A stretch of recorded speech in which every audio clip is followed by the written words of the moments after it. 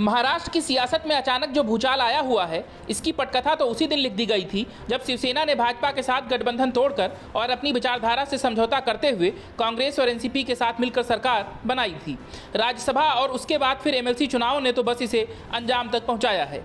अब महाविकास अघाड़ी गठबंधन टूट की कगार पर है और उससे भी बढ़कर शिवसेना की सियासत पर बट्टा लगने वाला है, क्योंकि उद्धव ठाकरे के राज में शिवसेना वो सब कुछ भूल चुकी थी जिसकी नींव पर पार्टी बनी थी। यहां तक कि हनुमान चालीसा पढ़ने के लिए सांसद नवनीत राणा और उनके पति को जेल में डाल दिया गया। संजय राउत की बातों में आकर उद्धव ठाकरे ने कथित सेकुलर चोला ओढ़ लिया और हिंदुत्व के सभी मुद्दों को किनारे लगा दिया, चाहे वो पालघर में साधुओं की हत्या हो या लाउडस्पीकर और हनुमान चालीसा विवाद। उद्धव ठाकरे और संजय राउत ने हर जगह हिंदुओं की भावनाओं को आहत किया। इसीलिए उनके किले को टूटते देख सांसद नवनीत राणा से लेकर तमाम लोग उन पर तंज कस रहे हैं।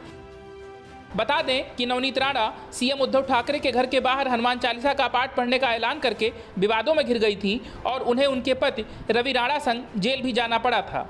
अब उन्होंने उद्धव ठाकरे सरकार के संकट में आने पर तंज कसते हुए कहा कि मैंने 11 बार हनुमान चालीसा का पाठ किया है ताकि महाराष्ट्र को संकट से बचाया जा सके। उन्होंने कहा कि मुझे तो संकट मोचक से ही उम्मीद है कि वो राज्य को इस संकट से बचाएंगे। यही नहीं, उन्होंने एक बार फिर से उद्धव ठाकरे पर हमला बोलते हुए कहा कि यह सरकार तो अपने ही कर्मों से गिर जाएगी। नवनीत राणा के पति रवि राणा भी विधायक हैं और अब नई सरकार के गठन की स्थिति में उनका रोल भी अहम होगा। नवनीत राणा ने सरकार पर आए संकट को लेकर कहा कि राज्यसभा और विधानसभा में यदि इस तरह से वोटिंग होती है तो फिर महाविकास अघाड़ी में शिवसेना के विधायक खुश नहीं हैं। उन्होंने ही भाजपा के कैंडिडेट को विधान परिषद चुनाव में वोट किया और जिता दिया। हम 2.5 साल से महाराष्ट्र को डूबते हुए देख रहे हैं। महाराष्ट्र का संकट जल्द खत्म होना चाहिए।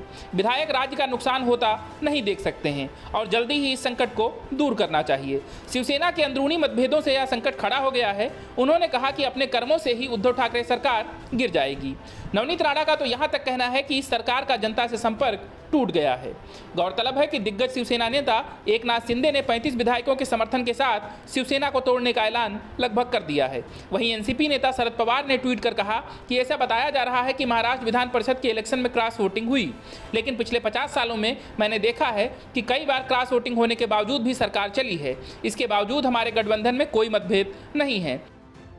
बहरहाल शरद पवार और उद्धव ठाकरे कुछ भी कहें, लेकिन सच यही है कि अपनी विचारधारा छोड़ने की वजह से ही आज शिवसेना की यह हालत है।